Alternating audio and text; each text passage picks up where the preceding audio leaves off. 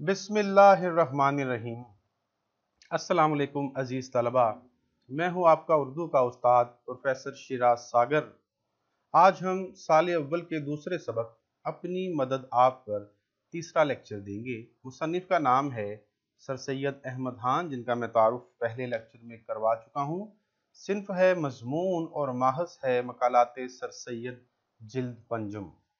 तो बिला ताहीर हम पढ़ते हैं जी पैराग्राफ नंबर 9।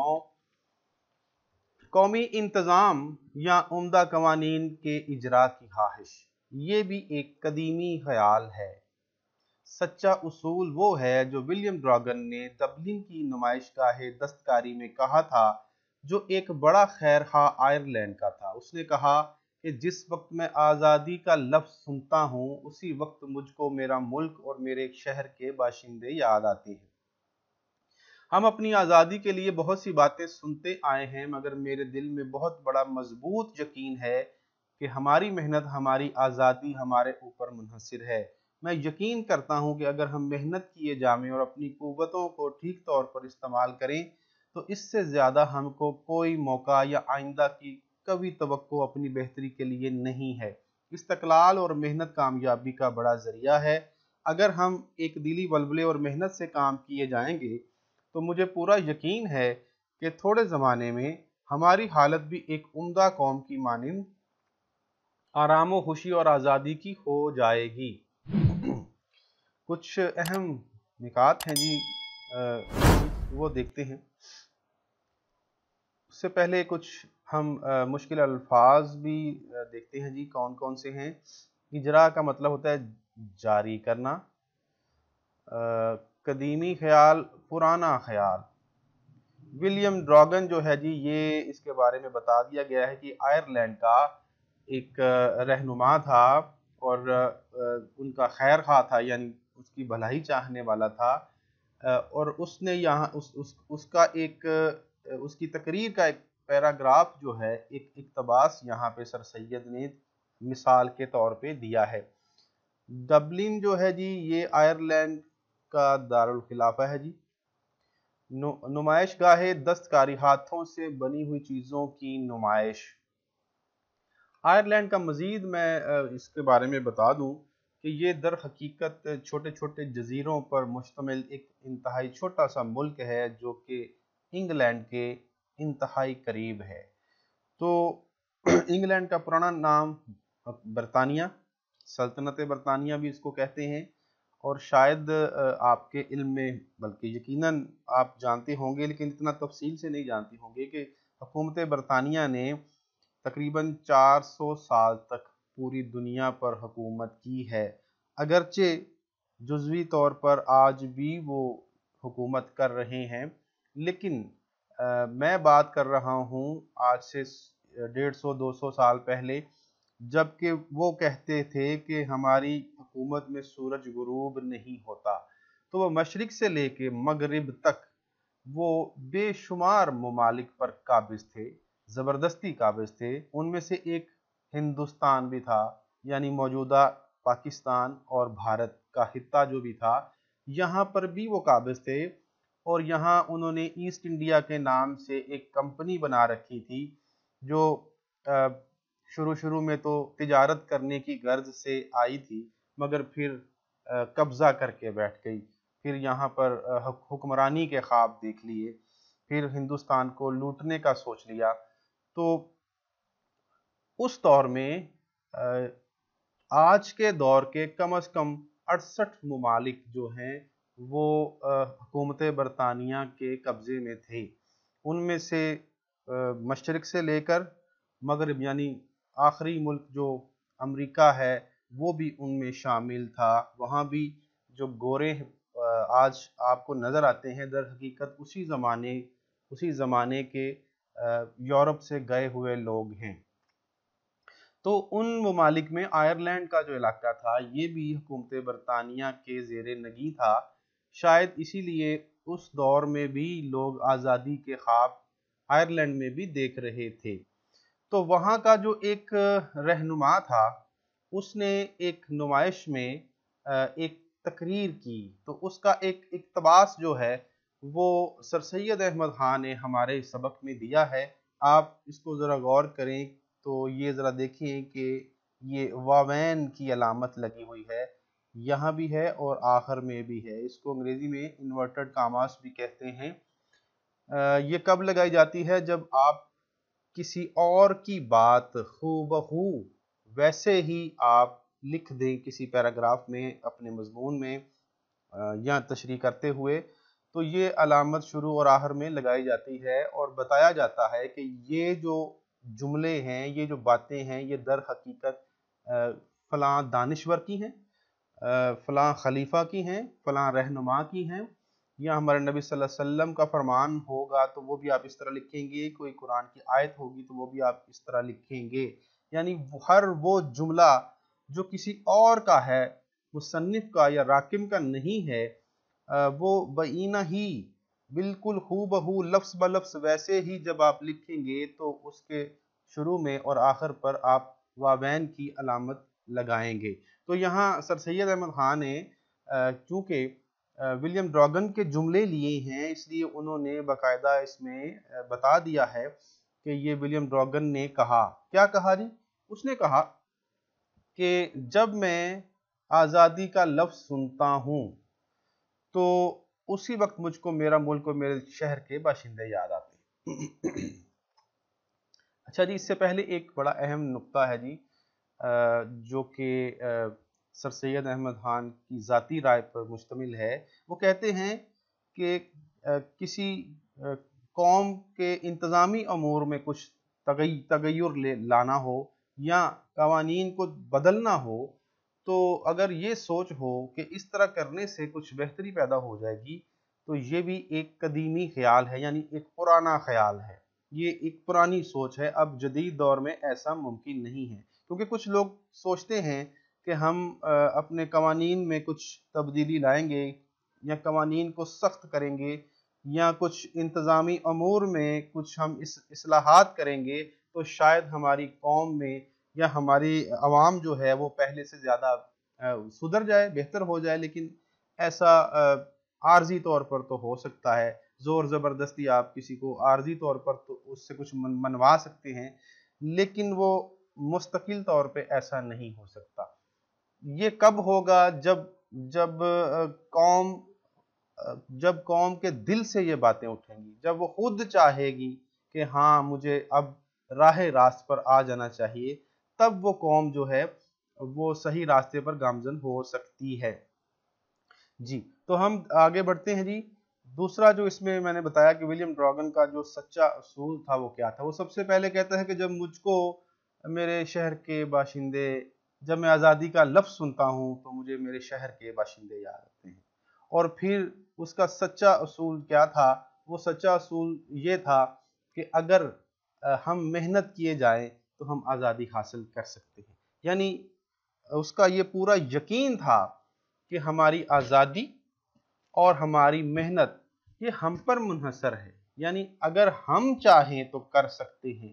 اس دنیا میں ناممکن نام کی کوئی چیز نہیں ہے، بالکل۔ یہ اگر کوئی سوچتا ہے کہ میں فلاں کام نہیں کر پاؤں گا تو در حقیقت وہ کرنا نہیں چاہتا، اور اگر وہ ایک دفعہ ٹھان لے، ارادہ کر لے، اگر وہ ایک دفعہ پکا ارادہ کر کے اس کام میں ہاتھ ڈالے گا تو یقیناً وہ کام وہ کر لے گا، اور پھر اس کو اللہ تعالیٰ بھی اس کی مدد کرے گا، اور بہت سارے اور معاون اور مددگار اس کے ساتھ جو ہیں اس کو ملیں گے، اور اس کا کام جو ہے وہ مکمل ہو جائے گا۔ لیکن پہلی شرط کیا ہے کہ اسے اپنی محنت اور اپنے لگن پر یقین ہونا چاہیے۔ تو یہ آزادی کے حوالے سے بھی ہم کہہ سکتے ہیں کہ ہم اگر چاہیں تو آزادی حاصل کر سکتے ہیں۔ یہ کس نے بات کی ہے جی؟ یہ ولیم ڈراگن کی باتیں ہیں۔ اس کو پورا یقین ہے کہ اگر ہماری قوم جو ہے محنت کرے گی تو، اور وہ اس کے ساتھ ساتھ یقین رکھے گی کہ ہم آزاد ہو سکتے ہیں، تو وہ ہو سکتے ہیں، اس میں کوئی شک و شبے والی بات نہیں ہے۔ چوتھی بات اس میں کی گئی ہے جی، استقلال اور محنت۔ یہ بڑی اہم بات ہے جی۔ استقلال کا مطلب ہوتا ہے مستقل مزاجی، اور محنت کا مطلب ہے مسلسل کوئی کام کرتے رہنا، یہ کامیابی کی کنجی ہے، سب سے بڑا ذریعہ ہے۔ یہ دو چیزیں، یہ دو اصول انسان کو اپنی زندگی میں اپنا لینے، اگر انسان ذاتی طور پر بھی اپنائے گا تو ذاتی طور پر کامیاب ہوگا، اور اگر پوری قوم اس کو اپنائے گی تو پوری قوم کامیاب ہوگی۔ مستقل مزاجی یہ ہے کہ انسان ایک کام اگر کرنے کا تہیہ کر لے تو پھر وہ مسلسل کرتا چلا جائے۔ اس میں میں آپ کو یہ مثال دیتا ہوں کہ ایک شخص جو یہ سوچتا ہے کہ میں اپنا کسی طرح وزن کم کر لوں، اگر وہ 2-4 دن وہ ارادہ کرتا ہے کہ میں جاگنگ کروں، میں صبح اٹھ کے جو ہے باہر جاؤں، میں واک کروں، میں تیز تیز قدم سے چلتا چلا جاؤں، اور اس طرح میں شاید اپنا وزن کم کر لوں، تو ارادہ تو کر لیتا، لیکن 2-4 دن جاتا ہے، 5 دن جاتا ہے، حتیٰ کہ 8 دن جاتا ہے، اور پھر وہ تھک جاتا ہے۔ پھر وہ کہتا ہے کہ اب یہ بڑا مشکل کام ہے، یہ مستقل مزاجی کے ساتھ نہیں ہو سکتا۔ تو اس کا مطلب ہے کہ وہ ثابت قدم نہیں رہا، وہ استقلال پر قائم نہیں رہا، اور جب ایسا ہوگا تو وہ کبھی بھی اپنی خواہش پوری نہیں کر پائے گا، اس کا وزن کبھی بھی کم نہیں ہو پائے گا۔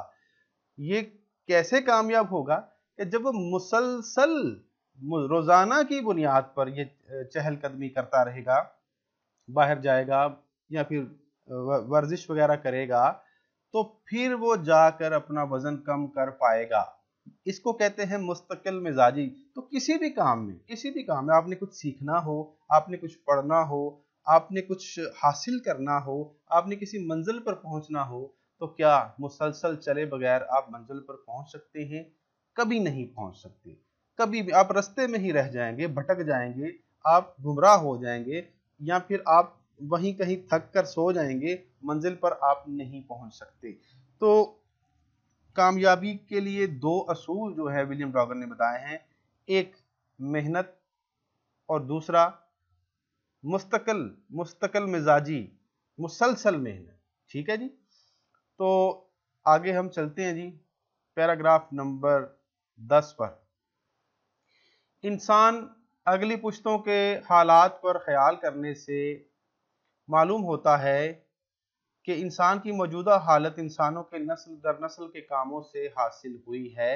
محنتی اور مستقل مزاج محنت کرنے والوں، زمین کے جوتنے والوں، کانوں کے کھودنے والوں، نئی نئی باتوں کی ایجاد کرنے والوں، مخفی باتوں کو ڈھونڈ کر نکالنے والوں، آلات جرثقیل سے کام لینے والوں اور ہر قسم کے پیشہ کرنے والوں، ہنرمندوں، شاعروں، حکیموں، فیلسوفوں، ملکی منتظموں نے انسان کو موجودہ ترقی کی حالت پر پہنچانے میں بڑی مدد دی ہے۔ ایک نسل نے دوسری نسل کی محنت پر عمارت بنائی ہے اور اس کو ایک اعلیٰ درجے پر پہنچایا ہے۔ ان عمدہ کاریگروں سے جو تہذیب و شائستگی کی عمارت کے معمار ہیں، لگاتار ایک دوسرے کے بعد ہونے سے محنت اور علم و ہنر میں جو ایک بے ترتیبی کی حالت میں تھی، ایک ترتیب پیدا ہوئی ہے۔ رفتہ رفتہ نیچر کی گردش نے موجودہ نسل کو اس زرخیز اور بے بہا جائیداد کا وارث کیا ہے جو ہمارے پرکھوں کی ہوشیاری اور محنت سے مہیا ہوئی تھی، اور وہ جائیداد ہم کو اس لیے نہیں دی گئی تھی کہ ہم مثل مار سرے گنج اس کی حفاظت ہی کیا کریں، بلکہ ہم کو اس لیے دی گئی ہے کہ اس کو ترقی دیں اور ترقی یافتہ حالت میں آئندہ نسلوں کے لیے چھوڑ جاویں۔ مگر افسوس، 100,000 افسوس کہ ہماری قوم نے ان پرکھوں کی چھوڑی ہوئی جائیداد کو بھی گرا دیا ہے۔ کچھ مشکل الفاظ کے معنی دیکھتے ہیں جی۔ پشتوں یعنی نسلوں، اگلی پشتوں سے مراد ہے جو نسلیں گزر چکی ہیں۔ اور جی لفظ ہے جی آلات جرثقیل ہے جی، بھاری چیزوں کو اٹھانے والے جو آلات ہیں یا مشینیں ہیں یا بڑی بڑی کرینے ہیں، ان کو ہم آلات جرثقیل کہہ سکتے ہیں۔ فیلسوفوں یعنی حکیموں، عالموں، دانشوروں وغیرہ وغیرہ۔ اور ہے جی ایک لفظ ہے معمار، کا مطلب ہے جی بنانے والا، تعمیر کرنے والا۔ اور اس کے علاوہ ہمارے پرکھوں کا تذکرہ آ گیا جی۔ پرکھوں سے مراد ہے جی، یہ پیور ہندی لفظ ہے جی، اس کا مطلب ہے ہمارے اجداد، ہمارے آبا، ہم سے پہلے گزرے ہوئے ہمارے جو اسلاف ہیں ان کا تذکرہ کیا جا رہا ہے۔ ایک بڑا اہم لفظ یہاں پہ مثل مار سرے گنج. مثل مار جی سانپ کو کہا جاتا ہے جی، اور یعنی سانپ کی مثل، اور سرے گنج مطلب خزانے پر. تو اکثر آپ نے جو ہیں کہانیوں میں، حکایات میں یا ڈراموں فلموں میں دیکھا ہوگا کہ جہاں پر خزانہ ہوتا ہے وہاں پر ایک سانپ جو ہے اس کی حفاظت پر مامور ہوتا ہے. جانے وہ ایسا کیوں کرتا ہے، یہ بات سچ ہے یا غلط ہے، اس کے حوالے سے میرے پاس کوئی ثبوت نہیں ہے. تو ہم تو صرف کہانیوں میں ہی سنتے آئے ہیں. بہرحال تو یہ بات جو ہے کہانیوں سے نکل کر اب ہمارے پیراگراف میں بھی آ گئی ہے، ہماری باتوں اور گفتگو میں بھی آ گئی ہے. تو ایسا سانپ جو کسی خزانے پر موجود رہے، نہ وہ خود اس سے کوئی فائدہ اٹھائے اور نہ اور کسی کو اس سے فائدہ اٹھانے دے، تو اس کو کہتے ہیں مثل مار سرے گنج.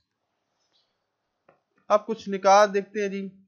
انسان کی جو موجودہ حالت ہے اس پر بات کی جا رہی ہے جی. پہلا پوائنٹ، انسان کی موجودہ حالت. یہ بات طے شدہ ہے کہ انسان کی آج کی جو ترقی ہے، ترقی یافتہ حالت ہے، وہ ایک رات میں، ایک مہینے میں یا ایک سال میں یا ایک صدی میں ایسا ممکن نہیں ہوا. انسان جب سے اس دنیا پر آیا ہے تب سے وہ مسلسل محنت کرتے کرتے اور ترقی کرتے کرتے اور نئی نئی ایجادات کرتے کرتے آج اس جدید دور میں پہنچا ہے. کبھی وہ شخص جس کی پہلی ایجاد ایک پہیہ تھی، آج اگر ہم اپنی زندگی سے اس پہیے کو نکال دیں تو ہم مفلوج ہو کر رہ جائیں. نہ ہماری جو ہے موٹر سائیکل چلے، نہ ہماری کوئی گاڑی بس چلے، نہ ہمارے کوئی جہاز اڑے، نہ ہمارے ٹرک چلیں، نہ ہماری ٹرین چلے. ہم ہر لحاظ سے ہر چیز ہماری مفلوج، ہمارا سارا نظام درہم برہم ہو جائے، ہماری ساری امپورٹ ایکسپورٹ ختم ہو کر رہ جائے، ہمارا سارا کاروبار ختم ہو کر رہ جائے. تو وہ ایک چھوٹی سی ایجاد نے آج کی جدید ترقی تک پہنچنے میں کتنے مراحل سے وہ گزری ہے. تو یہ ترقی ایک دن کی ترقی نہیں ہے، یہ نسل در نسل جو ہے ترقی آگے بڑھتی رہی ہے. جیسے کہ میں نے پہیے کی مثال دی، میں یہ آپ کو کمپیوٹر کی مثال دیتا ہوں. کمپیوٹر جو ہے جب پہل پچھلی صدی میں جب اس کو ایجاد کیا گیا تو کہتے ہیں کہ وہ ایک پورے بڑے کمرے جتنا تھا جو کہ وہ استعمال کیا کرتے تھے. اور پھر آہستہ آہستہ ایک نسل نے اس کو جو ایجاد کیا، پھر اگلی نسل نے اس پر مزید محنت کی، اور پھر وہی کمپیوٹر جو ہے اس کا جو حجم ہے وہ کم ہونا شروع ہوا، اور پھر اگلی نسل نے محنت کی، پھر اگلی نسل نے محنت کی، اور آہستہ آہستہ ہم دیکھتے ہیں کہ وہ کمپیوٹر ہمارے ٹیبل تک آ گیا. پھر مزید اگلی نسل نے محنت کی تو پھر ایک ٹی وی نما جو مانیٹر ہوا کرتا تھا پھر وہ بھی ختم ہو گیا. پھر ایک LCD یعنی اس سے بھی کم ایک باریک سی اسکرین ہمارے سامنے آ گئی، اور اسی طرح وہ جو CPU تھا وہ اس کا سائز بھی کم ہونا شروع ہو گیا. پھر اگلی نسل نے اس پر مزید محنت کی تو پھر ہم دیکھتے ہیں کہ لیپ ٹاپ آ جاتا ہے، اور پھر اگلی نسل محنت کرتی ہے تو پھر ٹیبلٹس وغیرہ آ جاتے ہیں، پھر اور چھوٹے سائز میں منی لیپ ٹاپ آ جاتے ہیں. ہم ٹیلی فون کی مثال لے سکتے ہیں. کبھی کسی زمانے میں جو ہے وائرلیس ہوتی تھی، پھر وہ ٹیلی فون میں بدل گئی، پھر وہ ڈائل والا ٹیلی فون آیا، پھر اگلی نسل نے محنت کی تو پھر نمبر والا ٹیلی فون آیا، پھر ایک کارڈلیس جو ہے ٹیلی فون آیا، پھر جناب موبائل آیا. اس کا سائز کم ہوتے ہوتے ہوتے اب آج آپ دیکھیں کہ موبائل جو ہے وہ ہماری جیب میں آ جاتا ہے. تو آنے والی نسلیں شاید اس سے بھی کچھ بہتر چیز ہمارے سامنے رکھیں. یہ ہے وہ ترقی کہ جو انسانوں کی مسلسل محنت اور اس مستقل مزاجی کے بعد ہمیں حاصل ہوئی ہے۔ یہ یوں ہی ایک دن میں حاصل نہیں ہوئی۔ اس ترقی میں کن کن لوگوں نے کام کیا، کن کن لوگوں نے محنت کی، وہ ہر شعبے سے وابستہ تھے۔ وہ زمینوں کو جوتنے والے، یعنی زمینوں پر ہل چلانے والے، کاشتکاری کرنے والے بھی تھے۔ وہ کانوں کو کھود کر ان میں سے خزانے ڈھونڈنے والے بھی تھے۔ وہ مخفی باتوں کو، چھپی ہوئی چیزوں کو تلاش کر سامنے لانے والے بھی تھے۔ وہ بڑی مشینری استعمال کرنے والے بھی تھے۔ وہ ہنرمند یعنی کاریگر بھی تھے، وہ شاعر بھی تھے، وہ حکیم بھی تھے، وہ فلسفی بھی تھے، اور نہ جانے وہ کس کس پیشے اور شعبے سے تعلق رکھنے والے تھے۔ تو آج کے دور کی انسان کی جو نئی ٹیکنالوجی اور ترقی ہے، وہ در حقیقت اس کے پیچھے صدیوں کی محنت ہے اور کئی نسلوں کی محنت جو ہے اس پر مبنی ہے۔ تو ہم دیکھتے ہیں کہ ایک نسل جب کوئی کسی چیز کی بنیاد رکھتی ہے تو آنے والی نسلیں اس کی دیواریں کھڑی کرتی ہیں، اور پھر دیکھتے دیکھتے آنے والی نسلیں اس پر چھت ڈال دیتی ہیں، اور مزید آنے والی نسلیں اس پر ایک اور منزل کھڑی کر دیتی ہیں۔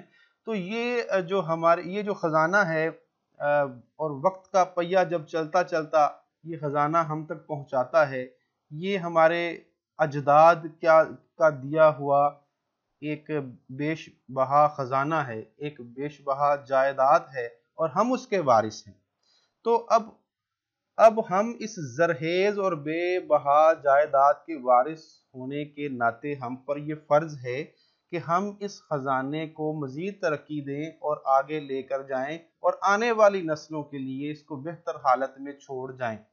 مگر ہوتا کیا ہے کہ زیادہ تر لوگ جن کو کسی قسم کی آگاہی یا معلومات یا علم جن کے پاس ہوتا ہے، وہ اس پر ایک ایسے سانپ کی طرح بیٹھ جاتے ہیں جو کہ خزانے پر بیٹھا ہوتا ہے۔ وہ جائیداد اگر خزانہ ہے تو اس کو وہ علم اگر خزانہ ہے تو اس کو جاننے والا اس پر سانپ بن کے بیٹھ جاتا ہے، اور قبر میں وہ علم لے کر چلا جاتا ہے، مگر آگے کسی آنے والی نسل کو منتقل نہیں کرتا۔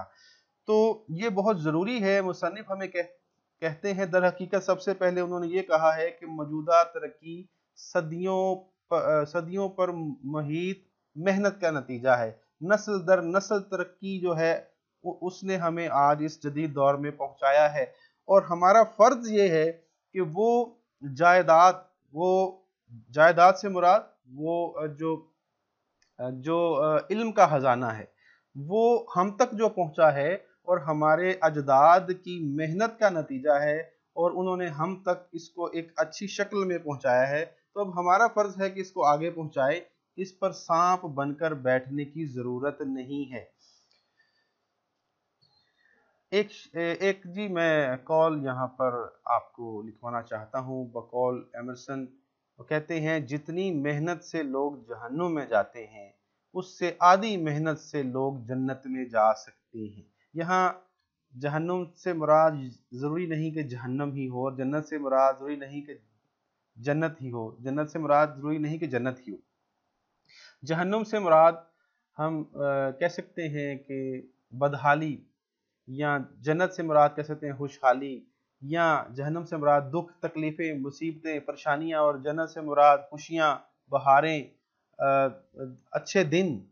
تو بقول ایمرسن وہ در حقیقت یہ کہنا چاہتے ہیں کہ جتنی محنت سے ہم اپنے لیے مصیبتیں، پریشانیاں، تکلیفیں اور دکھ اکٹھے کر لیتے ہیں، اس سے آدھی محنت اگر ہم مستقل مزاجی کے ساتھ کریں تو یقین کریں کہ ہم اپنی منزل بھی پا سکتے ہیں، خوشیاں بھی پا سکتے ہیں، خوشحالی بھی پا سکتے ہیں، ہم بہاریں بھی حاصل کر سکتے ہیں۔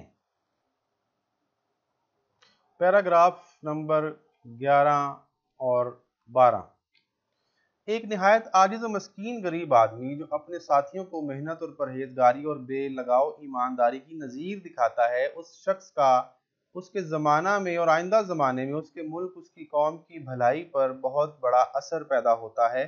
کیونکہ اس کی زندگی کا طریقہ اور چال چلن وہ معلوم نہیں ہوتا، مگر اور شخصوں کی زندگی میں خفیہ پھیل جاتا ہے اور آئندہ کی نسل کے لیے عمدہ نظیر بن جاتا ہے۔ ہر روز کے تجربے سے یہ بات معلوم ہوتی ہے کہ شخصی چال چلن میں یہ قوت ہے کہ دوسرے کی زندگی اور برتاؤ اور چال چلن پر نہایت قوی اثر پیدا ہوتا ہے، اور حقیقت میں یہی ایک نہایت عمدہ عملی تعلیم ہے۔ یہ علم وہ علم ہے جو انسان کو انسان بناتا ہے۔ اسی علم سے چال چلن، تعلیم نفسی، نفس کشی، شخصی خوبی، قومی مضبوطی، قومی عزت حاصل ہوتی ہے۔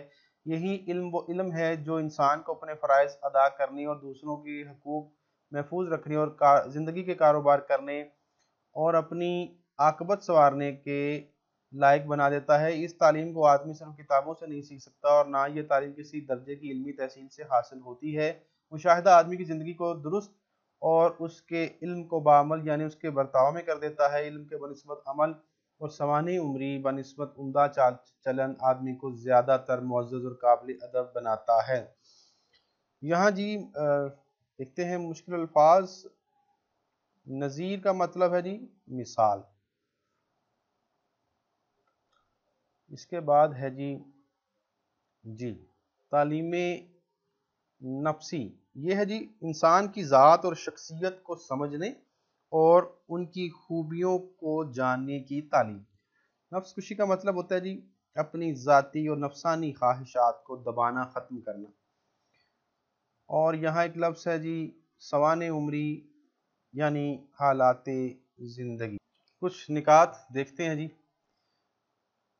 اچھا جی، بقول مصنف ایک شخص جو انتہائی غریب، مسکین، بیچارہ ہے، لیکن وہ محنت کرتا ہے، وہ پرہیزگاری اور بے لگاؤ ایمانداری دکھاتا ہے، تو وہ جو اس کی مثال ہے وہ معاشرے کے لیے بہت اہم ہے، اگرچہ کہ آنے والے زمانے یا آنے والا جو دور ہے وہ اس بات کا اعتراف کرے یا نہ کرے، مگر اس کی زندگی کے جو اثرات ہیں وہ دوسروں پر ضرور پڑتے ہیں، اور اس کا جو چال چلن ہے اگرچہ معلوم نہیں ہوتا، لیکن دوسروں کی، اس کے ارد گرد رہنے والے لوگوں کی زندگیوں میں خفیہ یعنی چھپ چھپا کر پھیل جاتا ہے، کسی کو احساس بھی نہیں ہوتا، لیکن اس کے اثرات معاشرے پر ضرور پڑتے ہیں، اور آنے والی جو نسلیں ہیں ان کے لیے وہ ایک انتہائی اہم مثال اور نمونہ بن جاتا ہے۔ اگرچہ یہ جو چال چلن کی جو بات ہے تو ہم اس کے حوالے سے یہ کہہ سکتے ہیں کہ یہ انتہائی اہم قوت کا نام ہے۔ یہ چال چلن جو ہے یہ بھی معاشرے میں اس کے اثرات بھی ضرور ہوتے ہیں۔ ارد گرد رہنے والے جو لوگ ہیں ایک دوسرے کے لیے مثال اور نمونہ بنتے چلے جاتے ہیں، اور در حقیقت یہ ایک نہایت عمدہ عملی تعلیم ہے۔ ایک وہ تعلیم ہے جو انسان کسی تعلیمی ادارے میں جا کر لیتا ہے، ایک وہ تعلیم ہے جو انسان معاشرے سے لیتا ہے، جو زمانے سے لیتا ہے، جو اپنے ارد گرد رہنے والے بسنے والے لوگوں سے حاصل کرتا ہے۔ وہ جو کہتے ہیں نا کہ زمانہ سب سے بڑا استاد ہے، تو اس میں کوئی شک والی بات نہیں ہے۔ زمانہ، معاشرہ، دنیا یہی آپ کو سب سے زیادہ سکھاتی ہے، اور یہی سب سے بڑی آپ کی استاد کہلانے کی مستحق ہے۔ تو آگے دیتے ہیں شخصی چال چلن ایک عمدہ عملی تعلیم ہے، اس پر ہم بات کر چکے ہیں۔ انسان کو انسان بنانے والا علم بھی در حقیقت یہی ہے۔ وہ علم کیا ہے؟ وہ یہی علم ہے جو انسان دوسروں سے سیکھتا ہے، یعنی دوسروں کا چال چلن۔ تعلیم نفسی کا پتہ چلتا ہے، یعنی انسان معاشرے سے ہی، انسانوں میں بس کر ہی، انسانوں میں رہ کر ہی، ان کے ساتھ راہ و رسم بڑھا کر ہی یہ جان پاتا ہے کہ انسان کی خوبیوں کو کیسے جاننا ہے، انسان کی ذاتی اور شخصی جو اس کے اندر صفات ہیں ان کو جاننے کا طریقہ کیا ہے، وہ تعلیم کیا ہے، انسان اپنی ذاتی جو خواہشات ہیں ان کو کیسے دبانا ہے، اپنی جو شخصی خوبیاں ہیں ان کو کیسے اجاگر کرنا ہے، ہماری جو قومی مضبوطی ہے وہ کیا ہے، ہماری عزت جو ہے، قومی عزت، وہ کیسے بڑھ سکتی ہے۔ در حقیقت یہی وہ علم ہے جو انسان کو اپنے فرائض ادا کرنے اور دوسروں کے حقوق محفوظ رکھنے اور زندگی کے کاروبار کرنے اور اپنی عاقبت یعنی اپنی آخرت جو ہے اس کو سنوارنے کے لائق بناتا ہے۔ اور پھر مصنف جو ہے وہ آخر میں در حقیقت مشاہدے پر بڑا زور دے رہے ہیں۔ در حقیقت ہمارا یہ مشاہدہ ہی ہوتا ہے جو ہم اس دنیا میں رہ کر اس زمانے کو دیکھتے ہیں اور پھر اس زمانے کے ساتھ ہم گزارا کرتے ہیں، ان کے ساتھ اس معاشرے میں رہ کر لوگوں سے ملتے ہیں، ان کے ساتھ دوستیاں بناتے ہیں، ان کے ساتھ دشمنیاں بھی ہو جاتی ہیں، تعلقات بنتے ہیں، رشتے بنتے ہیں، ناطے بنتے ہیں۔ تو یہ در حقیقت ہمارے لیے ایک عمدہ تعلیم ہے۔ یہ ہے تو مشاہدہ، لیکن مشاہدے سے بڑھ کر کوئی دنیا کی تعلیم نہیں ہو سکتی۔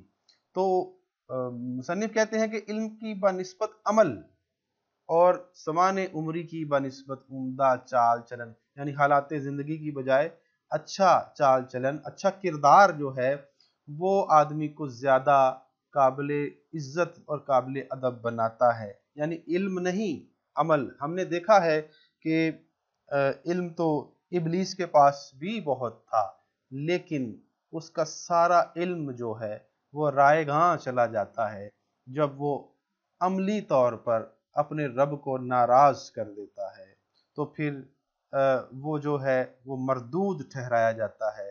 اور اگر علم آپ کے پاس کم بھی ہو، لیکن اگر آپ کے اعمال اچھے ہوں، آپ کا کردار اچھا ہو، آپ کا چال چلن درست ہو، تو آپ اس معاشرے میں قابل عزت شخص بن سکتے ہیں۔